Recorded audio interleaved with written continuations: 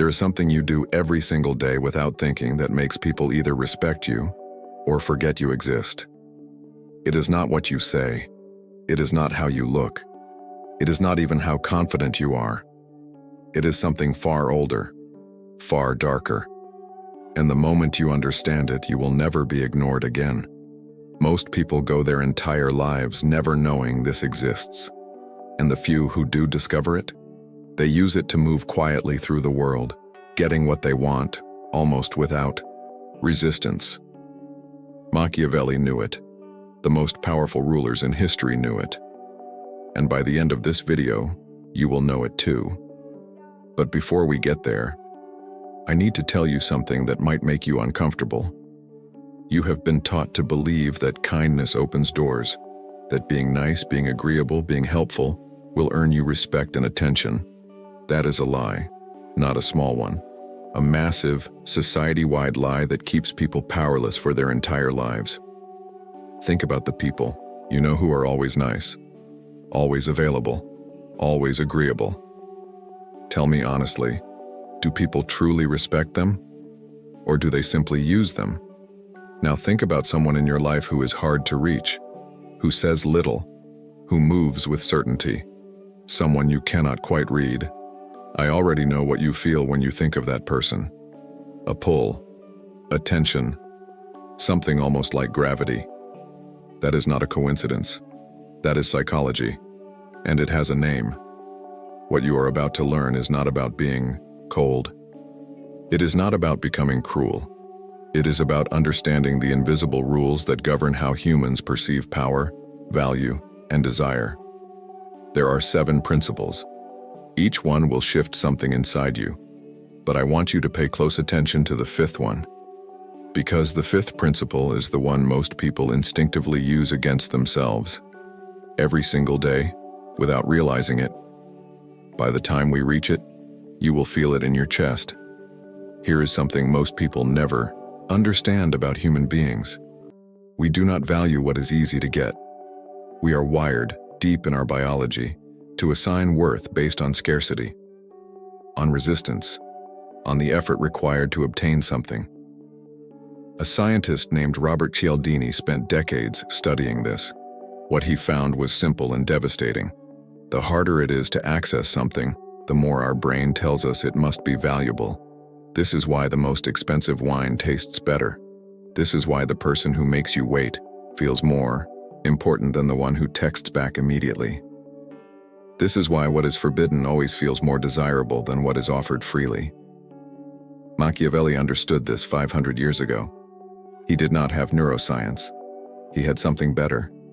He had observation. He watched how princes rose and fell. And he noticed that the ones who gave themselves away freely, who sought approval, who needed to be liked, were always the first ones destroyed.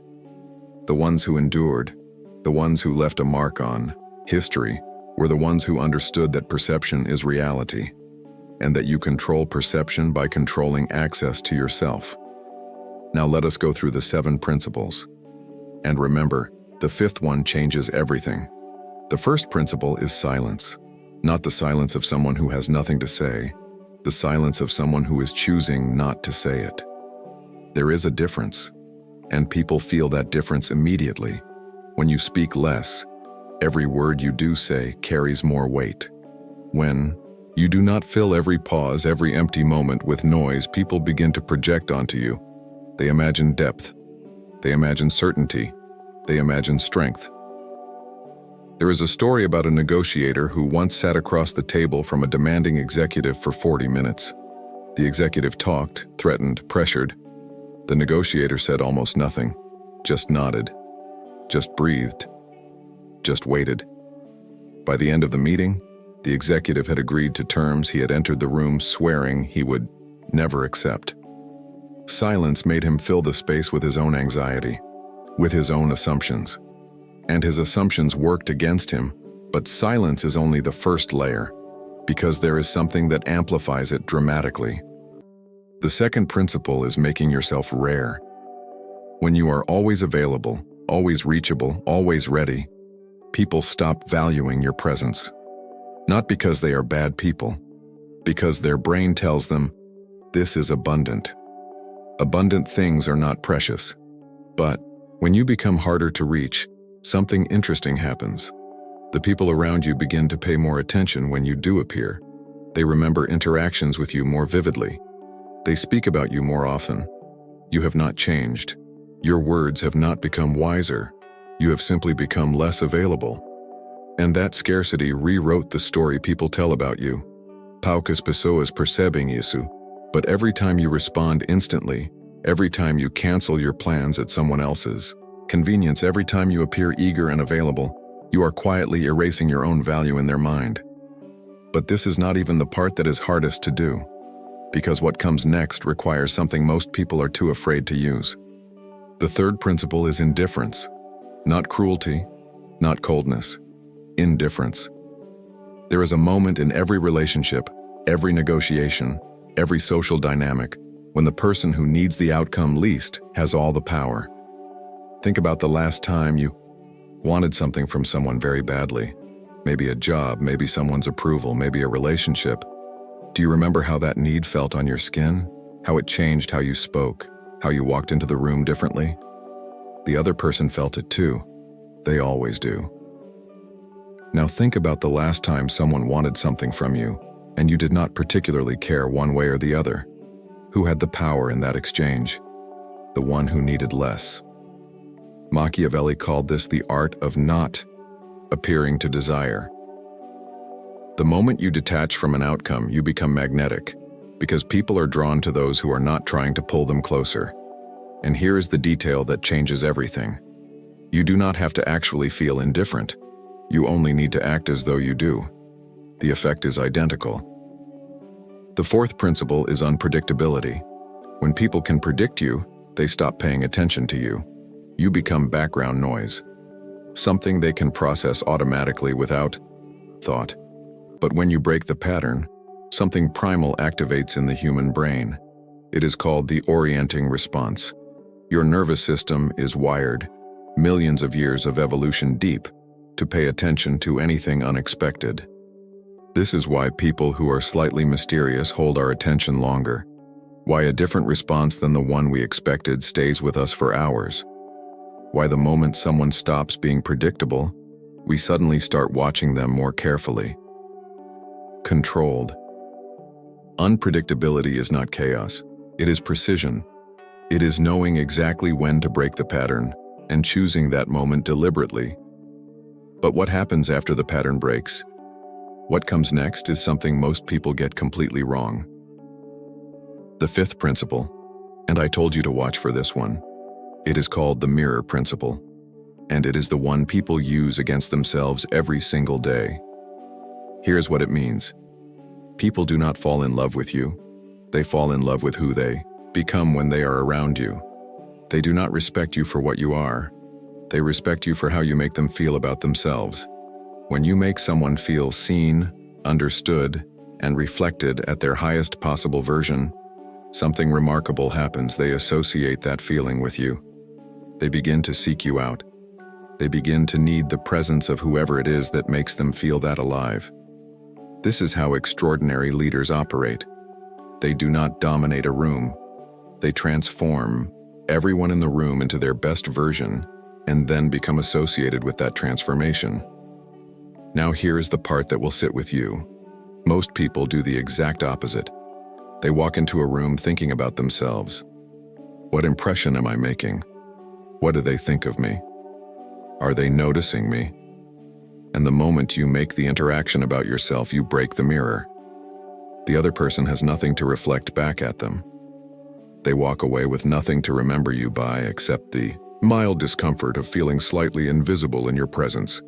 Shift your attention from yourself to them, and watch what happens to the gravity in the room. But existe algo ainda mais profundo acontecendo beneath this. Because there is a principle that operates above all others. And we are almost there. There is a pattern behind how people decide who to trust, follow, and remember. Almost no one learns to see it consciously. If you want to understand that pattern more deeply, the link is in the pinned comment and in the description. The sixth principle is patience as a weapon. We live in an era of instant reaction. Someone wrongs you, you respond.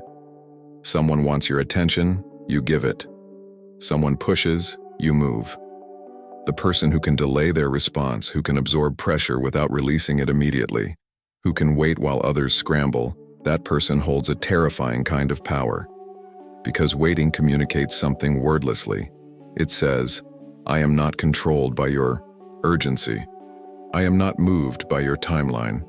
I operate on my own terms. And people who feel they cannot control you begin, involuntarily, to be fascinated by you. There is a scene from history that illustrates this perfectly. When Julius Caesar was captured by pirates and held for ransom, he laughed at them. He told them the ransom they had asked for was an insult, that he was worth far more. He spent weeks with them, writing poetry, ordering them to be quiet when he wanted to sleep, promising them that after his release he would hunt them down and execute them. They thought he was joking. He was not joking. Caesar understood that the moment you allow someone to define your value, you have already lost. He refused the premise entirely, and that refusal is what made him, even as a prisoner, the most powerful person in the room. The seventh and final principle. Everything you have learned today collapses without this one. It is identity architecture, the deliberate construction of who you are in the minds of the people around you. Machiavelli was ruthlessly clear about this. He said it does not matter so much what a prince truly is. What matters is what he appears to be. Because people respond to appearances. They make decisions based on the story they have been told, not the reality they cannot see. This is not deception. This is curation. Every great artist curates what they show and what they keep private. Every powerful leader curates their moments of vulnerability. Every magnetic person in your life has, consciously or not, built an identity that operates on people like architecture operates on the body. You move through it, you feel shaped by it, you respond to it, without knowing exactly why. You are already building an identity every single day. The question is whether you are doing it deliberately or leaving it to chance. Here is what all 7 principles have in common. They are all about the same thing: control of perception. Control of how you exist in the minds of others. Control of the story they tell about you when you are not in the room. And the deepest truth of all this, the thing Machiavelli spent his entire life circling around, is this. The most powerful force in human relationships is not love, not money, not intelligence. It is mystery. The human mind cannot resist an incomplete picture. It will obsess over a gap in information. It will fill every silence with its own imagination. And what the imagination creates is almost always more powerful, more compelling, more vivid than anything you could offer directly. So stop giving yourself away completely. Stop explaining. Stop justifying. Stop seeking to be fully understood. Leave something unfinished. Leave something in shadow. Let them wonder. Because the moment someone is wondering about you, they are thinking about you. And the moment they cannot stop thinking about you, you have already won. Machiavelli wrote The Prince not as a celebration of cruelty, but as a manual of survival.